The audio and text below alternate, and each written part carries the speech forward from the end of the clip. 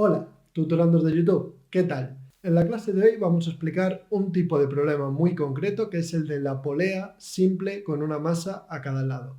Una polea consiste en un aparato que puede girar al cual conectamos una cuerda, dejamos un lado de la cuerda a un lado y otro lado de la cuerda al otro y a partir de ahí pues pasan cosas. En esta clase en concreto vamos a analizar el caso en el que cada lado de la cuerda tiene atada una masa y qué sucedería. Vamos a ello. En una polea ideal siempre vamos a suponer que la masa de la polea y su dificultad para girar es irrelevante. Vamos a tener una polea colocada, por ejemplo, por aquí, de forma circular. Vamos a atarle una cuerda que va a caer a los dos lados y a uno de los dos lados, en el caso más simple, vamos a colocar una masa M que va a ser la masa grande y al otro lado le vamos a colocar otra masa M que va a ser la masa pequeña. A partir de aquí, la tensión de la cuerda va a tirar de ambas masas hacia arriba, tensión, y el peso, la gravedad, va a tirar de ambas masas hacia abajo. Aquí vamos a tener mg, que va a ser el peso de la masa pequeña tirando hacia abajo, y aquí vamos a tener m mayúscula G, que va a ser el peso de la masa grande tirando hacia abajo. Y lo primero que tenemos que adivinar cuando vamos a resolver un problema de una polea con masas atadas a una cuerda es hacia dónde se va a mover. En este caso, todo apunta a que el sistema se moverá hacia la izquierda porque la masa de la izquierda es mayor. Por tanto, vamos a tener en cuenta que el sistema va a tener una aceleración hacia ese lugar. Una aceleración que será la que tengan tanto la masa grande como la masa pequeña. La masa grande la tendrá hacia abajo y la masa pequeña la tendrá hacia arriba porque va a subir. Por tanto, para la masa grande se va a cumplir que masa por aceleración es igual a la suma de las dos fuerzas que están actuando sobre ella.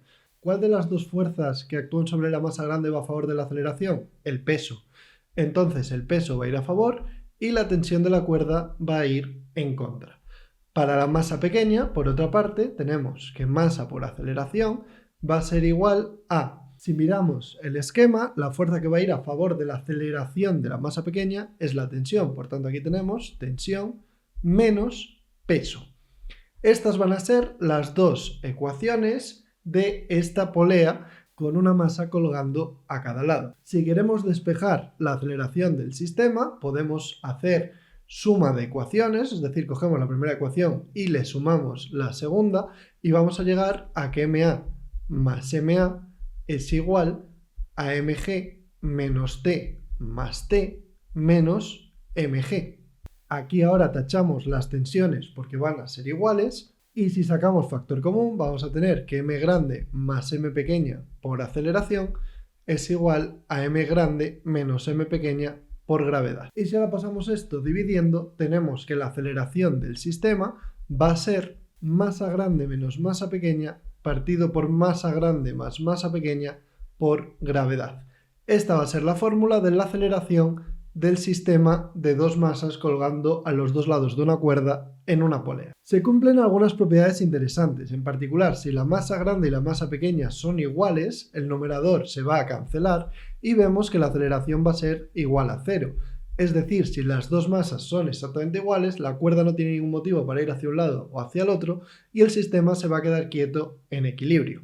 Por otra parte, si la masa grande es mucho mayor que la masa pequeña, es decir, si podemos suponer que m más m o menos m es más o menos igual a m mayúscula, pongamos por caso que estamos sumando 1000 más 1 o 1000 menos 1, pues prácticamente el resultado va a ser 1000. Pues bien, en estos casos la aceleración va a ser más o menos igual a m partido de m por g y podemos tachar las dos masas y nos va a quedar que la aceleración va a ser más o menos igual a g. Es decir, que si la masa grande es extremadamente grande en comparación con la pequeña, la masa grande se va a caer con la aceleración de la gravedad y la masa pequeña va a subir con la aceleración de la gravedad sin más historias. Veamos ahora qué sucede con la tensión. Para ver qué sucede con la tensión, lo suyo es despejar la aceleración de la primera ecuación y de la segunda. En la primera vamos a obtener mg menos t partido por m mayúscula y en la segunda vamos a obtener t menos mg partido por m minúscula. Ahora podemos pasar estas masas que están dividiendo multiplicando al lado contrario y vamos a tener m por g menos m por t igual a m por t menos m por g. Ahora podemos pasar esto para aquí y esto para allá y nos va a quedar que 2 veces m por g es igual a m mayúscula por t más m minúscula por t, lo cual podemos reescribir como m mayúscula más m minúscula por t. Y si pasamos dividiendo, vamos a llegar a que la tensión de la cuerda es igual a 2 veces m por m partido por m más m por g. Y esta también la voy a recuadrar. Y de nuevo vamos a hacer algunas comparaciones. Si resulta que la masa grande es igual a la masa pequeña, esto va a implicar que la tensión es igual a 2 veces la masa grande al cuadrado, porque estoy multiplicando masa grande por masa grande, entre masa grande más masa grande, por g. Esto es lo mismo que decir que la tensión va a ser 2 veces m cuadrado partido de 2 veces m por g, y si ahora tachamos los doses y tachamos una m arriba y abajo, la tensión va a ser igual a la masa grande por la gravedad. Es decir, si las dos masas son iguales, y solo en ese caso, la tensión es igual al peso de ambas masas. La tensión que padece cada una de ellas sería igual a su propio peso, por tanto tensión y peso se cancelarían, y de nuevo volvemos a lo que habíamos dicho antes, que es que el sistema estaría en equilibrio. ¿Por qué? Porque para ambas masas la tensión cancelaría su peso. ¿Qué sucede por otra parte si la masa grande es mucho mayor que la masa pequeña y por tanto de nuevo m más m más o menos es igual a m grande? Pues vamos a tener que en este caso la tensión va a ser más o menos 2 veces m por m partido por m grande por la gravedad. Y cuando tachemos la masa grande, veremos que la tensión va a ser más o menos 2 veces la masa pequeña por la gravedad. Y si la masa pequeña es muy pequeña, esto significa que la tensión va a ser irrisoria en comparación con el peso de la masa grande. Por eso, como ya habíamos visto, cuando la masa grande es mucho mayor que la pequeña, prácticamente hay una caída libre para la masa grande. Con esto ya tendríamos las dos fórmulas más importantes para una polea ideal con una masa colgando a cada lado. Pero ahora además me interesa comprobar que los aspectos energéticos siguen teniendo sentido y los dinámicos en general. Por ejemplo, vamos a suponer que tratamos todo el sistema como un bloque. Y si tratamos todo el sistema como un bloque, la masa total del sistema, que es m mayúscula más m por la aceleración total del sistema, va a ser igual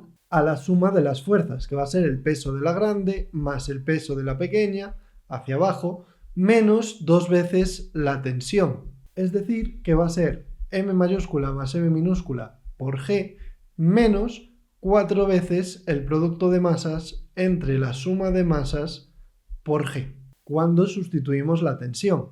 Ahora podemos apañar la primera fracción para que quede dividida por m más m y multiplicada por m más m también como consecuencia, por tanto nos va a quedar m más m al cuadrado por g menos 4mm partido de m más m por g. Y aquí, si desarrollamos la identidad notable en el primer caso, nos va a quedar m cuadrado más m minúscula cuadrado más 2 veces mm partido de m más m por g menos 4 veces mm partido de m más m por g. Ahora, si nos fijamos en que ambos términos tienen esto en común, podemos centrarnos únicamente en lo otro y ver que 2mm menos 4mm es igual a menos 2mm. Por tanto, lo que tenemos aquí es m cuadrado más m cuadrado menos 2mm partido de m más m por g. Y lo que tenemos arriba es el cuadrado de una resta, o sea que a fin de cuentas tenemos m menos m al cuadrado partido de m más m por g. Y ahora lo vamos a escribir ahí arriba, es decir, que tenemos que esto es igual a m menos m al cuadrado partido de m más m por g. Y si ahora despejamos la aceleración, vamos a llegar a m menos m al cuadrado partido de m más m al cuadrado por g. Y esta sería la aceleración total del sistema.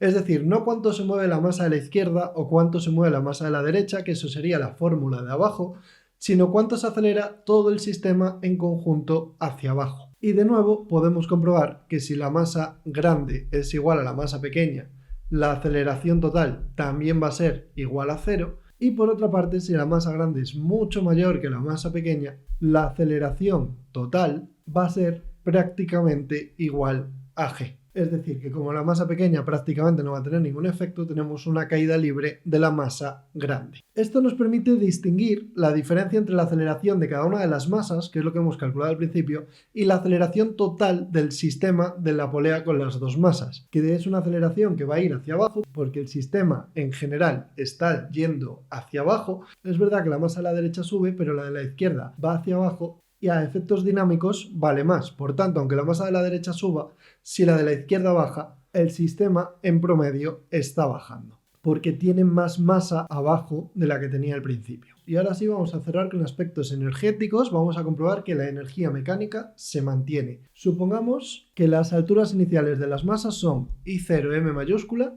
e I0 M minúscula. Pues bien, como las dos masas podemos suponer que empiezan quietas, sin ningún tipo de problema, la energía mecánica va a ser masa grande por gravedad por altura inicial de la masa grande, más masa pequeña por gravedad por altura inicial de la masa pequeña. No hay energía cinética porque empiezan quietas. Ahora vamos a pensar en lo que sucede a medida que va pasando el tiempo.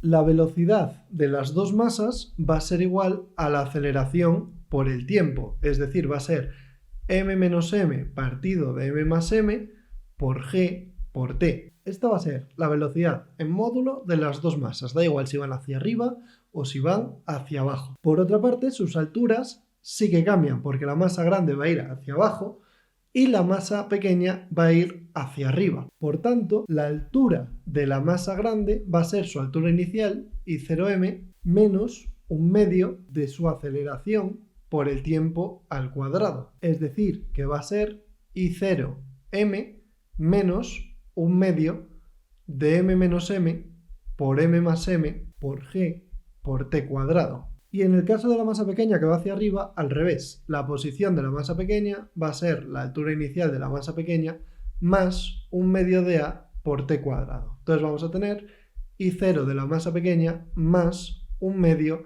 de m menos m partido de m más m por g por t cuadrado. Y ahora vamos a calcular de nuevo la energía mecánica del sistema. Para ello vamos a tener en cuenta que hay que sumar la energía cinética de la masa pequeña más la energía cinética de la masa grande más la energía potencial de la masa pequeña más la energía potencial de la masa grande. Entonces esto va a ser un medio de la masa pequeña por su velocidad al cuadrado, que va a ser coger la expresión de la velocidad y elevarla al cuadrado. Entonces nos va a quedar m menos m al cuadrado partido de m más m al cuadrado por g cuadrado por t cuadrado más un medio de la masa grande por m menos m al cuadrado partido de m más m al cuadrado por g cuadrado por t cuadrado. Estas serían las dos energías cinéticas. Y ahora para las potenciales sería más m pequeña por g por la altura de la masa pequeña, que va a ser I0m,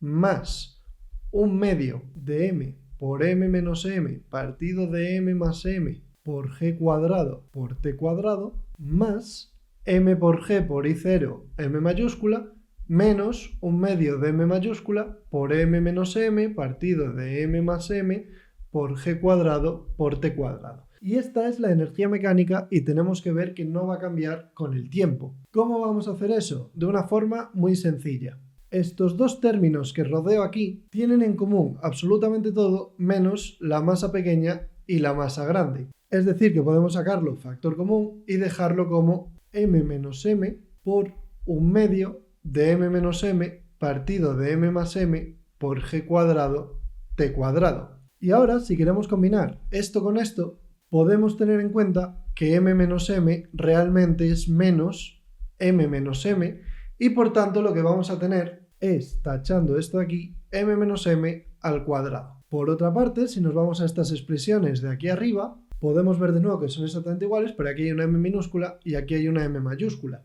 Ahora con un más. Por tanto, lo que va a pasar cuando la saquemos factor común es que nos va a quedar m más m por un medio de m menos m al cuadrado partido de m más m al cuadrado por g cuadrado y por t cuadrado. Y aquí podemos tachar esto con esto y vemos que nos queda exactamente lo mismo que en el tramo que he indicado de color azul. De hecho, aquí me dejé un menos que viene de este cambio.